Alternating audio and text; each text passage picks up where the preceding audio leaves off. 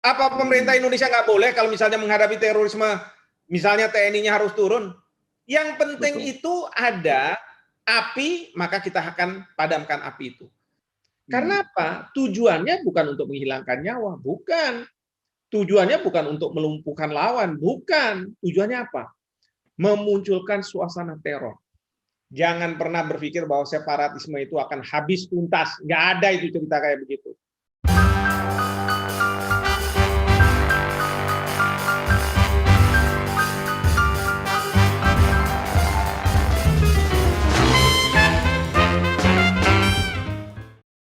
Selamat malam, pagi, siang, sore, penonton Cokro TV. Terima kasih udah mau gabung di acara kita, Seruput Kopi. Kita hari ini mau ngomongin soal Papua, KKB, dan terorisme. Teman-teman penonton Cokro TV, diskusi Papua itu pasti multisektor. Isunya itu multigenerasi juga. Kusutnya lumayan gitu. Jadi kita dalam dialog ini nggak memiliki niatan apapun untuk dalam satu episode ini bisa menarik kesimpulan tentang akar masalah di Papua. Tapi kita ingin fokuskan diskusi kita Seruput Kopi malam ini soal isu label teroris nih ke KKB di Papua. KKB itu kelompok kriminal bersenjata. Nah, udah hadir bersama kita nih. Terima kasih banget udah meluangkan waktunya. Pakar Hukum Nasional yang luar biasa, Prof. Hikmahanto Juwana, SH, LLM, PhD. Terima kasih Prof. udah mau join kita malam ini. Buat yang belum kenal Prof. Hik, tapi harusnya semua orang kenal. Tapi yang belum kenal saya kenalin sedikit. Jadi Profesor Hikmahanto ini atau Prof. Hik gitu ya, adalah guru besar Hukum Internasional Fakultas Hukum UI. Kebetulan dekannya saya juga dulu waktu saya mahasiswa. Kebetulan pas saya mahasiswa S1 pas beliau ini dekannya, dekan FOI 2004 sampai 2008. Betul Prof ya? Betul. So, sekarang ini bukan hanya di akademisi juga, tapi beliau itu menjadi komisaris independen PT Unilever Tbk dan staf ahli di mana-mana deh, pokoknya top lah. Nah, kita senang udah bisa kedatangan narasumber sekaliber Prof. Hik pada hari ini. Terima kasih Prof sekali lagi, thank you. Sama-sama, terima kasih. Nah, penonton Cokro TV beberapa hari lalu Menko Polhukam kita Pak Mahfud MD membuat pernyataan yang menarik gitu. Langsung aja saya kutip, dikatakan oleh Pak Mahfud, apa yang dilakukan KKB dan segala nama organisasinya dan segala orang-orang yang terafiliasi dengannya adalah tindakan teroris. Wah, jadi lumayan nih selama beberapa hari dibahas, wah akhirnya ada label resmi gitu ya. Teman-teman yang sedang melakukan kekerasan di Papua dilabeli sebagai teroris gitu. Nah, pro kontra timbul gitu.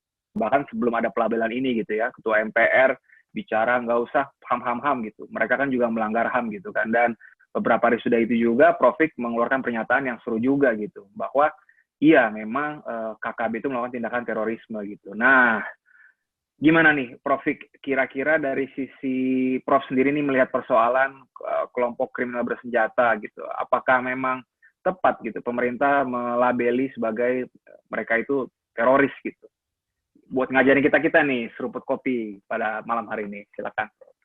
Ya, gini, pertama ya ingin saya sampaikan di sini, kalau misalnya penggunaan kekerasan, apakah dengan senjata dan lain sebagainya, itu konteksnya kalau dalam hukum bisa macam-macam, tergantung konteksnya, ya, tergantung konteksnya.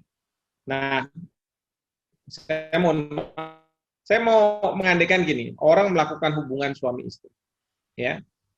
Secara hukum dan secara agama itu bisa beda-beda. Misalnya, kalau di bulan puasa, boleh atau tidak? Ada yang bilang tidak boleh kalau siang hari. Itu pun padahal dalam ikatan perkawinan. Apalagi kalau tidak ikatan dalam perkawinan. Lalu secara hukum, kalau dalam ikatan perkawinan ya sah. Tapi kalau misalnya salah satu dibayar, nah itu prostitusi, kena aturan hukum. Atau misalnya mereka tidak dalam suatu ikatan perkawinan dan salah satunya sudah menikah, nah itu namanya perzinahan. Padahal perbuatannya sama aja loh. Penggunaan kekerasan juga seperti itu, Rian. Jadi kalau saya melihat, kalau disebut sebagai kelompok kriminal bersenjata, dia menggunakan kekerasan, tapi nggak ada ideologi. Ya, geng motor, kumpul-kumpul menggunakan kekerasan, itu bisa disebut sebagai kelompok kriminal bersenjata. Ya. Tapi kalau sudah mulai masuk ideologi, ideologinya adalah memisahkan diri, mungkin itu disebut sebagai separatisme bersenjata. Ya. Tapi ingat, kalau separatisme bersenjata itu ada sasaran yang dituju. Sasarannya jelas bukan rakyat, nggak boleh kalau rakyat. Tapi yang dituju itu adalah misalnya instalasi militer, instansi pemerintah. Dulu para pejuang kemerdekaan oleh Belanda akan dicap sebagai separatisme bersenjata. Tapi kita disiplin, kita tidak mengincar misalnya orang-orang yang dianggap sebagai bukan kombatan. Dan pada waktu itu kita menganggap bahwa kita berperang melawan Belanda. Belanda sih mengatakan pada Indonesia para gerilyawan ini separatis dan mereka melakukan tindakan kolisionil. Tapi ingat, kalau dalam terminologi Indonesia, kita sedang berperang melawan Belanda. Ya. Ya. Nah, kalau misalnya terorisme, itu lain lagi.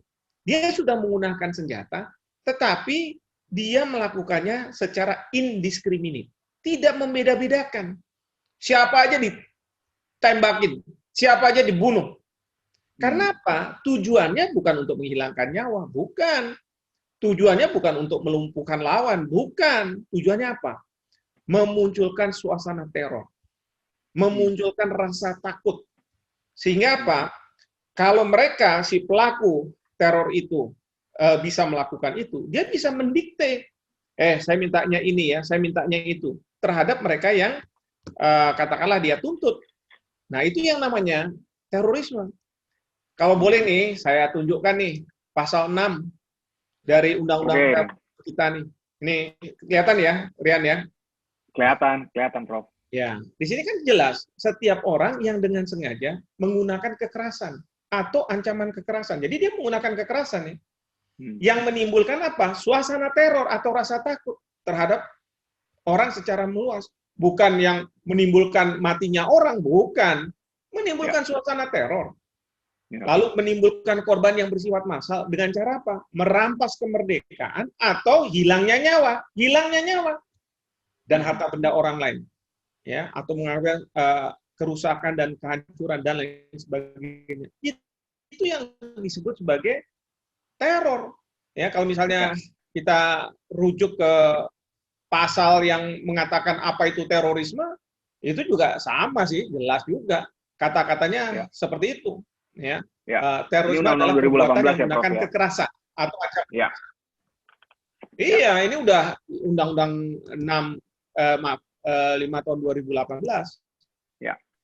Nah, jadi dalam seperti itu, ya itu terorisme. Kalau kelompok kriminal bersenjata, ya itu kan cuma kelompok dia bersenjata, dia nggak punya ideologi. Tapi kalau separatisme bersenjata, pemerintah Indonesia belum menetapkan bahwa yang namanya KKB atau misalnya OPM itu sebagai separatisme bersenjata loh. Kenapa? Karena kalau misalnya bersenjata, berarti kita sudah masuk mungkin darurat sipil atau darurat militer. Kan enggak, kita nggak melakukan itu. Ya. Karena ini seperti juga kita di Jakarta, di Pulau Jawa, di Pulau Sulawesi, itu dalam keadaan damai, tapi orang ada yang menggunakan kekerasan untuk menimbulkan suasana teror. Apa namanya? Ya itu namanya terorisme. Aturannya di mana yang harus digunakan? Undang-undang terorisme. Jadi pemerintah sudah tepat. Karena apa? Ini nggak kaitannya dengan kemarin ada penembakan terhadap salah satu petinggi militer kita di Papua. Tapi menurut saya pemerintah sudah melakukan kajian yang mendalam, lalu kemudian pemerintah sudah memutuskan bahwa ini kelompok teror. Dan tindakan selanjutnya adalah tentu mendaftarkan ke Dewan Keamanan PBB bahwa kelompok ini seperti juga Elan Tamil itu ya bahwa jangan sampai nanti mereka bisa membeli senjata dari luar, mengumpulkan uang, membeli senjata lalu menggunakan itu untuk teror. Ya mau tidak mau dong harus ditindak. Dan negara-negara harus membantu Indonesia. Ya sama seperti kalau misalnya Amerika Serikat juga memasukkan satu kelompok sebagai kelompok teroris gitu ya. Indonesia kita juga harus diminta membantu. Kalau enggak kita dianggap sebagai tidak menjalankan resolusi Dewan Keamanan PBB. Gitu. Oke, berarti ada satu statement Gubernur Papua beberapa hari lalu yang bilang bahwa pemerintah pusat sebaiknya komunikasi dan konsultasi bersama Dewan Kawanan PBB terkait pemberian status teroris terhadap KKB. Atau maksudnya itu kali, Prof? Statement Gubernur Papua itu, Pak Lukas NMB. Apa itu kali ya, Prof? Enggak, sebenarnya gini, yang namanya mendaftarkan kita nyampaikan, lalu kemudian tolong dimasukkan. Ingat loh, di Indonesia ada juga tokoh kita dimasukkanlah secara mungkin salah atau tidak sengaja masukkan di dalam daftar oleh Amerika Serikat. Lalu ada kehebohan di Indonesia, akhirnya dicabut. Ya, kita boleh memasukkan nggak tanpa harus berkomunikasi. Dan kita yang penting adalah menunjukkan bahwa kelompok ini dia punya sel-selnya, lalu dia punya tindakan kekerasan yang indiscriminate, sekolah dibakar, orang tidak bersalah, orang sipil ditembak mati. Nggak benar kalau misalnya kayak begitu. Ya. Ini betul. Rasa penggunaan teror itu kekerasan jadi yang teror itu menimbulkan suatu teror. Betul. Kalau misalnya mau dikenakan pasal KUHP, pasal KUHP pasal 340, 338 nggak kena lah. Kenapa? Ya, saya ambil contoh ya, misalnya kasusnya Umar Patek. Umar Patek itu ditangkap dan dia dituduh melakukan terorisme. Tapi kejadiannya kan sebelum undang-undang terorisme. Nah, kalau untuk Amrozi CS itu bisa diberlakukan karena bisa berlaku surut. Nah, ketika Umar Patek ditangkap, Mahkamah Konstitusi sudah membatalkan keberlakuan retroaktif. Artinya apa? Umar Patek nggak bisa pakai undang-undang terorisme. Pakailah pasal 340. Kalau saya jadi pengacaranya, saya bilang sama jaksanya, Pak Jaksa, buktikan bahwa Patek kenal sama mereka yang dibunuh. Itu KUHP itu harus ada dong. Orang yang berencana membunuh itu tahu orang yang akan dibunuh. Bukan siapa saja. Itu bedanya dengan terorisme. Baca undang-undangnya. Kalau terorisme dia hantam aja semua gitu ya, tanpa pandang bulu, tanpa kenal siapa ya. Betul sekali. Menarik. Karena tujuannya adalah memunculkan suasana teror atau rasa takut itu. Baik. Dan kalau saya lihat sekilas juga nih, Prof, undang-undang pemberantasan terorisme ini kayaknya kalau ditindak menggunakan ini sepertinya lebih komprehensif juga penanganannya ya. Karena saya baca sekilas gitu, bisa tuh nanti rekening yang membantu teroris diblokir. Terus pihak yang turut membantu bisa dipidana sama dengan pidana si pelaku teroris gitu ya. Jadi yang sekedar mungkin ngumpetin orang, sekedar donasi-donasi berapa rupiah kecil itu bisa dianggap sama dengan pelaku terorisme. Jadi memang lebih efek jerahnya, efek gentarnya kayaknya lebih bagus ya, Prof, kalau pakai undang-undang ini ya, Prof. Bahkan bisa disadap juga ya, meskipun mungkin sekarang oleh Badan Intelijen mungkin sudah disadap ya. Iya betul. Kan ingat ya waktu ada mereka-mereka yang mau bergabung ke ISIS, ke Suriah dan lain sebagainya. Mereka-mereka yang ngumpulin itu ditangkapin. Ya. Nah, ini yang nggak boleh. Ya. Ini makanya harus dibedakan. Memang sih separatisme bersenjata menggunakan senjata. Kelompok kriminal bersenjata menggunakan senjata. Terorisme juga menggunakan senjata. Tapi kan kita harus bisa memilah-milah apa tujuannya, apa maksudnya. Ya.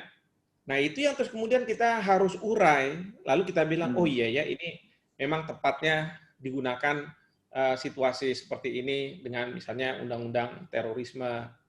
Kalau misalnya kalau separatisme bersenjata, itu harusnya hukum humaniter harus berlaku. Nggak bisa hukum pidana yang berlaku. Hukum humaniter harus berlaku itu berarti kayak dua negara berperang, ya kan? Nah, sementara kan boleh dijelasin nggak tuh, Prof, dari sisi Indonesia awalnya, Prof, hukum humaniter? Ya, boleh dijelasin nggak tuh, Prof, secara singkat hukum humaniter konteksnya seperti apa, Prof, untuk penonton Cokro TV ini? Ya. Jadi hukum humaniter itu kalau dalam hukum internasional itu dibagi dua ya. Kalau misalnya hubungan antar negara itu ada dalam keadaan damai dan ada dalam keadaan perang. Dalam keadaan perang bukan berarti di masa itu aturan tidak berlaku. Aturan tetap berlaku, melindungi hak asasi manusia dan lain sebagainya. Itu yang disebut sebagai hukum humaniter. Nah, dalam sejarahnya ternyata perang itu tidak hanya dilakukan oleh negara dengan negara, tetapi negara dengan mereka-mereka yang dianggap sebagai ya ini pelaku teroris dan pelaku separatisme dan lain sebagainya, ya kan? Ambil contoh misalnya rakyat Palestina, dia ingin membebaskan diri dari Israel, ya, itu dia juga menggunakan senjata, ya. Dalam konteks seperti itu orang harusnya bilang, nah ini harus berlaku hukum humaniter. Nah, walaupun kan Palestina bukan negara, paling tidak di Israel juga bukan, begitu kan? Nah, dalam konteks Indonesia dengan mereka-mereka yang ingin memisahkan diri dari Indonesia ya di Papua dengan menggunakan senjata, pemerintah Indonesia masih belum menempatkan KKB atau OPM itu sebagai separatis. Ya, sehingga apa? Kalau menurut saya nggak bisa hukum humaniter berlaku. Baik, berarti masih ada tingkatan lebih berat lagi ya, Prof, dibanding yang label sekarang ini, Prof? Ya, kalau misalnya separatisme ya, setelah berperang itu, kalau misalnya perangnya udah selesai, ya sudah, tawanan perang harus dikembalikan, karena dia nggak melakukan kejahatan. Ya, kalau kelompok kriminal bersenjata, dia melakukan kejahatan, ya dia harus menyelesaikan masa hukumannya. Ya, tapi kalau misalnya dalam perang itu nggak ada. Kalau udah selesai ya tawanan perang kembalikan, udah selesai. Mereka bisa peluk-pelukan juga nggak ada masalah. Karena kan yang berperang itu kan negaranya. Paling sanksi sosial ya, dimusuhin orang kampung gitu kali ya. Ya nggak juga sih. Kan yang berperang itu sebenarnya senjata negaranya atau misalnya kelompok yang ini. Kalau orang-orangnya kan cuman karena emblemnya ada di sini warna merah putih harus berperang dengan ini karena ada pernyataan. Baik, Prof, kita geser dikit ya, Prof. Saya paling tidak ya, mungkin beberapa tahun sekali nih, Prof.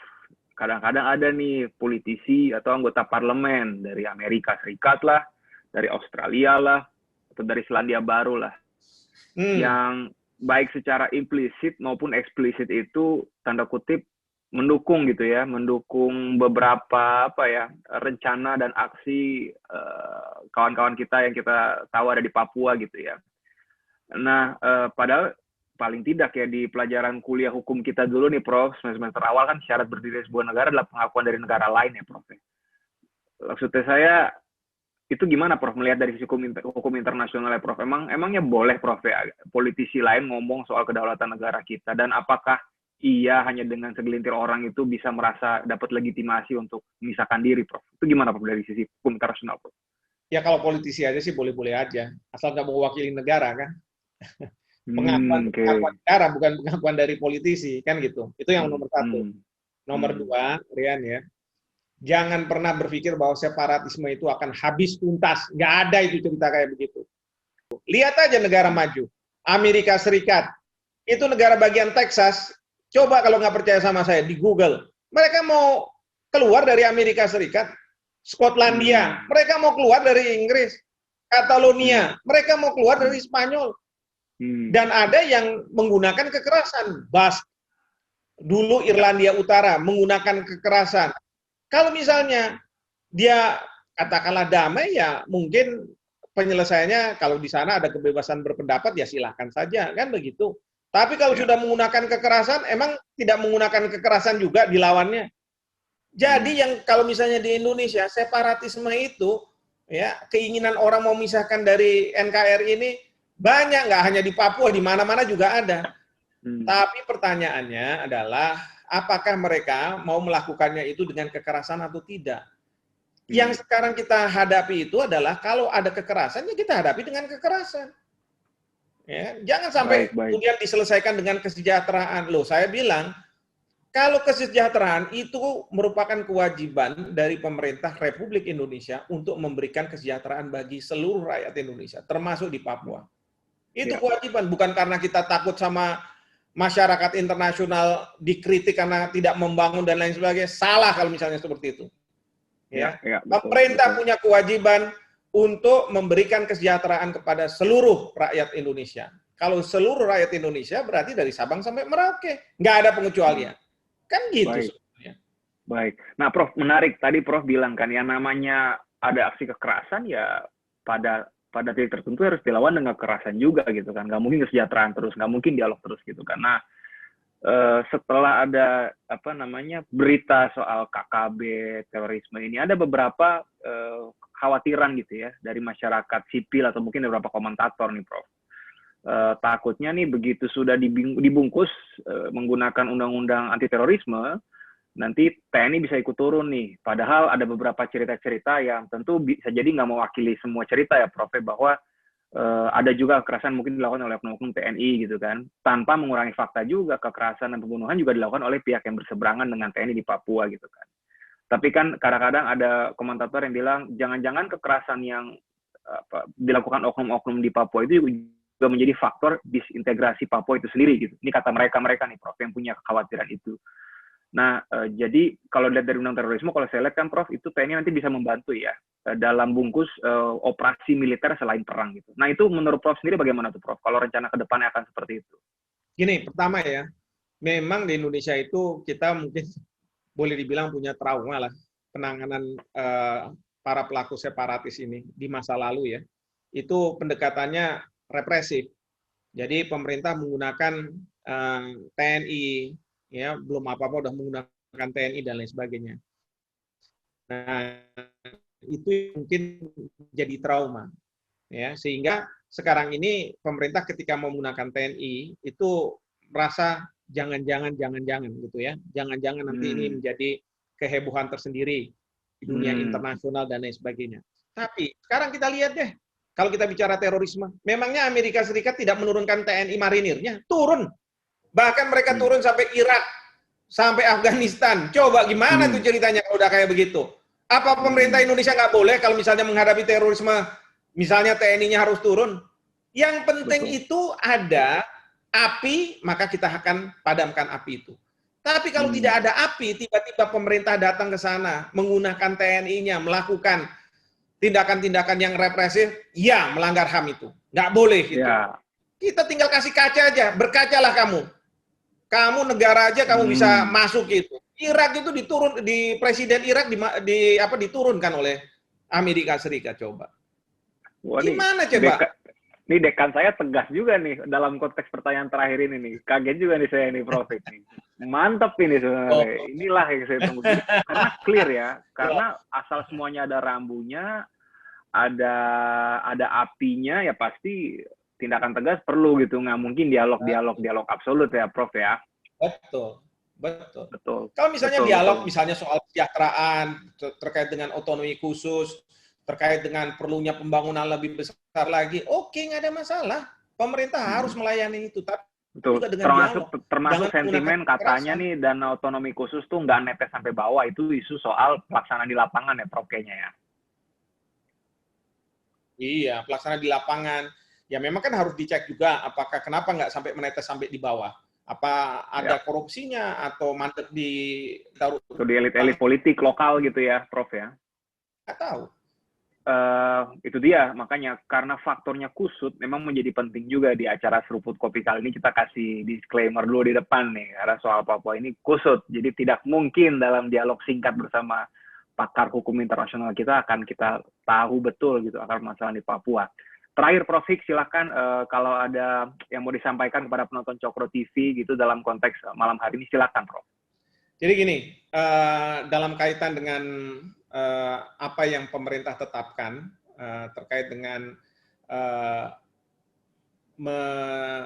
menjadikan KKB di Papua atau OPM menjadi katakanlah pelaku teror itu, ini sebenarnya ada dua aspek. Pertama adalah pelaku-pelakunya bisa dijerat dengan undang-undang terorisme. Itu yang pertama. Yang kedua, terkait dengan pelaporan ke Dewan Keamanan PBB, didaftarkan dalam list gitu ya. Nah itu memang harus kelompoknya. Tapi pemerintah tentu nggak bisa sembarangan. Jadi dia harus bisa menyampaikan bahwa ini ada sel-selnya, lalu ada pendanaannya, lalu kemudian juga tindakan-tindakan terorisme yang selama ini mereka lakukan. Ya, dengan demikian perlu ada kerjasama. Jadi ini bukan kaitan dengan pemerintah menyatakan Papua sebagai status terorisme gitu. Nggak ada status terorisme, ya kan? Karena terorisme itu dilakukan pada masa damai. Ingat, pada masa damai sebenarnya, bukan pada masa situasi perang. Dan kita tidak pernah menyatakan ada perang gitu, nggak ada. ya kan? Termasuk juga ketika Amerika Serikat melawan terorisme di Afghanistan itu, mereka nggak bilang war on Afghanistan, war on Iraq, enggak, tapi war on terror, gitu ya. Jadi perang melawan teror itu yang perlu dipahami. Kedua, saya ingin menyampaikan juga kita harus merubah mindset, ya. Jadi jangan pernah berpikir bahwa masalah separatisme itu bisa diselesaikan once and for all. Tidak ada yang seperti itu. Separatisme dimanapun ada, ya, ada orang-orang tertentu yang punya ide-ide seperti itu, ya kan? Sepanjang dia menyatakan itu di luar negeri dan lain sebagainya, sementara kalau misalnya menyatakan itu di Indonesia dianggap sebagai kriminal, ya silahkan diproses. Tapi tidak boleh mereka menggunakan kekerasan, karena kalau mereka sudah mulai menggunakan kekerasan, kita ada aturan-aturan yang berlaku. Apakah itu di KUHP, Undang-Undang Terorisme, dan seterusnya. Jadi, yang saya ingin kedepankan di sini adalah jangan pernah menggunakan kekerasan. Ya. Jangan pernah gunakan kekerasan. Iya. Nah, tapi pemerintah juga kita tidak akan menggunakan kekerasan, ya, kecuali kalau misalnya memang ada tindakan-tindakan teror yang kemudian masyarakat di Papua menjadi tidak tenang, muncul rasa takut dan lain sebagainya. Di situ pemerintah harus turun dengan kekerasan untuk menghadapi kekerasan yang ada. Ya. Betul. Nah, yang ketiga, tidak ada penyelesaian yang once and for all, gitu ya, tuntas, gitu ya. Nanti kayak satu resep, satu obat gitu ya, nggak ada. Iya, nggak ada. Resep, nggak ada. Ya. Iya, nanti kalau misalnya once and for all, nanti kayak Pak Habibie mau menyelesaikan Timur Timur, nanti malah nggak ada, hilang. Memang akhirnya memang selesai ya, tapi selesainya kan menurut saya nggak seharusnya demikian, gitu ya. Jadi udahlah, kalau menurut saya tidak ada once and for all. Jadi sekarang penyelesaiannya adalah kalau misalnya pemerintah melihat kesejahteraan belum terpenuhi di Papua, di tanah Papua, penuhi. Lalu kemudian kalau misalnya ada permasalahan yang berkaitan dengan penyelesaian ini, kita harus pastikan tidak ada pelanggaran HAM, kita pastikan tidak ada pelanggaran HAM. Jangan sampai nanti di dunia internasional pemerintah Indonesia dianggap melakukan penyelesaian tapi dengan melanggar HAM. Itu tidak boleh. Dan saya tidak akan setuju. Ya. Dan tentu ini juga jangan sampai membuka kesempatan bagi mereka-mereka yang mau memisahkan diri untuk mengatakan tuh pemerintah Indonesia melakukan pelanggaran HAM, ya, nggak ada itu. Sekarang udah eranya bukan seperti itu dan kita terbuka semua, bahkan media massa bisa memaparkan lah apa yang dilakukan oleh pemerintah Indonesia. Bahkan kalau perlu nanti netizen ini bisa juga mengupload apa yang terjadi dan lain sebagainya. Sehingga apa? Kalau pemerintah macam-macam, ya pastilah dia akan terkena batunya. Tapi saya yakin pemerintah akan hati-hati untuk memastikan bahwa tidak ada pelanggaran HAM yang dilakukan. Ya, itu yang perlu kita pahami. Tapi ini bukannya tidak mungkin yang namanya orang di lapangan ya berhadapan dengan misalnya lawan yang kemudian juga menggunakan kekerasan, itu muncullah perasaan-perasaan nasionalisme yang berlebihan. Nah, ini yang harus hati-hati. Ya, ini para komandan-komandan lapangan itu harus mengingatkan anak buahnya, prajuritnya untuk tidak bertindak karena kemarahan ya, yang ada di tindakannya jadi nggak terukur gitu ya, Prof. Betul sekali itu. Nah, jadi pendekatan-pendekatan itu kita harus lihat satu persatu, gitu ya. Tapi jangan kemudian pemerintah kita ini dianggap sebagai tidak tegas, gitu ya, ketika ada kekerasan yang dilakukan. Karena apa? Karena kekhawatiran kita, oh jangan-jangan nanti dibicarakan di forum-forum internasional atau misalnya ada kritik dari negara ini, negara itu. Lo nggak bisa. Ya, negara di Amerika ini berarti ini rumah tangga kita, Prof. Harus pede dong gitu ya. Iya. Irlandia Utara, tahu nggak bagaimana mereka membuat bom dan lain sebagainya? Bagaimana tentara Inggris harus menghadapi itu semua? Iya kan? Betul. Dia menggunakan kekerasan, dia harus dihadapi dengan kekerasan. Nggak mungkin enggak. Karena sipilnya juga berguguran di Irlandia kan, Prof. Namanya separatisme. Bener, Prof tadi bilang, meluas gitu, nggak pandang bulu. Orang-orang nggak bersalah ikut semua. Betul. Dan rakyat Papua tuh banyak, dan mereka banyak yang tidak berdosa. Apakah rakyat Papua, rakyat yang dianggap pendatang, dan lain sebagainya. Ya. Itu semua adalah warga negara Indonesia. Baik. Oke, Prof. Hikmahanto Juwana, semoga penyelesaian Papua tetap berdasarkan HAM gitu ya. Tindakan-tindakan pemerintah juga tegas dan terukur. Seru kan diskusi kita pada malam hari ini. Prof. Hikmahanto Juwana, seruput kopi dulu dong kita. Di mana tuh gelas itu? Ya, ini dia. Kopi saya. Kebetulan kita tapingnya setelah jam buka puasa, penonton Cokro. Jadi kita bisa ngopi ya. Kalau lagi jam puasa jangan minum ya. Terima kasih, saya Ren Ernest. Terima kasih Prof. Hikmahanto Juwana sekali lagi. Terima kasih. Jangan kapok-kapok Prof ya. Terima kasih. Terima kasih.